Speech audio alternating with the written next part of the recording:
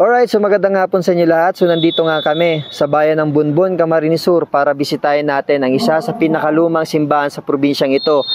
At ito rin yung simbahan na isa sa pinaka most requested sa page natin dahil nga ito yung simbahan na gawa sa bato na kung saan lumang-luma na rin. At kung makikita nyo talaga naman, ito po yung kampanaryo at ito po yung main door ng simbahan at ito naman yung paligid. So maliit lamang ang paligid ng simbahan na ito. Right, ito po yung basketball court ng Bunbon at paglabas siya sa main gate ay papunta na po yan sa Calabanga, Camarines Sur at dito naman sa parting kanan ko ay papunta po yan sa Naga. Ayan. So yun, nagpaalam kami kung pwedeng akyatin ang kampanaryo kaso unfortunately hindi na po advisable na tumaas dyan kasi nga daw yung daan ay sira-sira na rin. Pero kung makikita nyo, lumang-luma, walang binago at ito po yung kampana sa taas. Ayan. So kung makikita nyo, so kitang-kita naman dito sa video. At talagang yun, ang simbahan ay lumang-luma na kung saan gawa sa bato. So papasukin natin to kasi ang loob ay talagang napakaganda rin. So yun, tignan niyo ang paligid. Yan. So let's go, papasok tayo sa loob ng simbahan ng Bunbon, Camarines Sur. Alright, so nandito na nga tayo sa main door ng simbahan ng Bunbon. So kung makikita nyo, ang pinto po ay luma-luma at pagpasok dito po sa loob ay maliit lamang pero isa rin to sa simbahan na talagang napakasagrado kasi ito rin simbahan na ito ay pinakaluma na rin kasi ito ay tinayo noong 1804. Kung ngayon po ay 2023, ang simbahan na ito ay nakatayo for almost 219 years na. So kung makikita nyo, ito po sa bandang kaliwa ko ay daan po yan papunta sa kampanaryo kaso ang problema nga po talaga walang hagdan at hindi na rin po advisable na akyatin namin yan kasi nga pagpunta mo sa taas ay medyo sira-sira na din yung daanan papunta sa mismong kampana. So, nandun pa yung hagdan, dadalhin pa namin yan dito kasi mabigat na yung hagdan na yun. Kaya mas binabuti na lang namin na hindi na lang namin akyatin yan. Pero makikita nyo rin to doon sa intro ng vlog na ito. So, yun, kung makikita nyo merong mga upuan na nakalagay dito. So, syempre kasama ko si Kuya Richard. So, first time niya sumama sa vlog ng mga simbahan. Itong simbahan na ito ay isa sa pinaka most requested sa page natin. Kaya sabi ko, bibisitahin namin to ngayong araw na ito. Dapat kahapon kayo pupunta dito. Since ngayon lang kami nagkabakante, ngayon na linggo. So, ngayon na araw, binisita na namin to. Ayun po yung retablo ng simbahan. So, altar. Nandyan rin. At then, dito sa simbahan na ito ay talaga naka-Android na rin para hindi rin mahirapan yung mga nagsisimba dito. So, dito sa gilid ay meron daan papunta sa palabas ng simbahan at dito rin sa parting kaliwa ko ay meron ditong open space na kung saan pwede rin dito yung mga magsisimba. So, tingnan natin. So, ito po yung open space ng simbahan ng Bunbon. Malaki rin at doon may nagpa-practice ng kanta.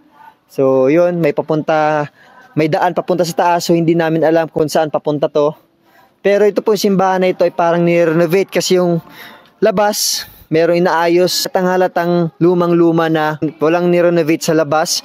To kung anong structure noong panahon, ganun pa din yung structure ngayon. So, liga, doon tayo sa retablo ng simbahan na to. So, ang simba dito ay magsisimula ng alas 5. So, yung schedule ng simba ay nasa labas. So, ito po yung retablo ng simbahan at nandyan din yung altar.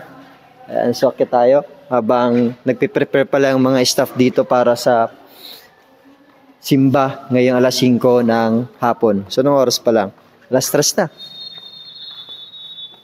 So, sa marami nating pinunta na simbahan dito sa Camarines Sur, isa to sa pinakalumang simbahan na nabisita namin. Pero yung retablo niya talagang bago na rin. Yung altar nandyan, bagong-bago na rin. Tapos ito, halos nakatiles na din lahat. Pero yung labas ng simbahan ay walang binago dito. So wala rin ditong choir area. Ayan. Pero yung daan papunta sa kampanaryo talagang wala na din. Gusto kong taasin yan kasi napaganda ng kampanaryo kasi parang kagsawa ruins yung vibes ng kampanaryo. Kaso unfortunately hindi natin maakyat yan kasi nga hindi advisable and then sira-sira na din yung daan papunta sa taas. So dito rin sa gilid meron din ditong open space. Ayan, dito mo malolocate yung opisina ng simbahan na to. So, po tayo sa gilid. Para lahat nyo makita, yung mga followers natin na wala sa Bunbon ngayon, nagtatrabaho sa ibang bansa, nasa malayong lugar, well, at least, makikita nyo ang naiwan yung simbahan dito. Ayan. So yun, ito po yung bandang kanan ng simbahan na ito. Ayan po ay Adoration Chapel at sa likod po niyan ay opisina. At ito po yung sinasabi ko sa inyong kampanaryo na lumang-luma na talaga. Ayan, so napakataas yan. So dito makikita nyo, mababa lang. Pero pag inakyat mo yan at nandoon na kayo sa mismong kampanaryo, so napakataas yan. Ito po yung daan, yung parang tulay.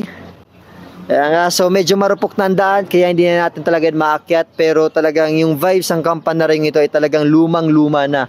So maliit lang mga simbahan, maliit ang parking area. Pero talagang yung simbahan na ito, isa rin to sa pinakaluma dito sa probinsya ng Camarines Sur. Gawa sa bato, kung makikita nyo. Ayan, no? So talagang walang binago. Yung pinto, ganun pa din. Yung salamin, yung dingding, yung gate. Alright, so I think itong Adoration Chapel, yung pinto ay binago na rin. Sarado ngayon kaya hindi natin mapasok yan. So, ayun. Ito na yung buong vlog kasi nga maliit lamang simbahan, hindi rin natin maakyat yung kampanaryo. Kaya dito ko natapusin ang vlog na ito. Kaya sa mga taga-Bunbon, ang alam ko ay magpepesta na kayo. So, happy fest sa inyo lahat. Tapos ito pong simbahan ay mag-celebrate ng anibersaryo pagdating ng October 7, 2023. Kaya mag-219 years na sila ngayong taon na to sa buwan ng Oktubre 2023. So yun, magpapaalam na ako. Magandang hapon sa inyo lahat. Si Papa AJ ito. Peace out.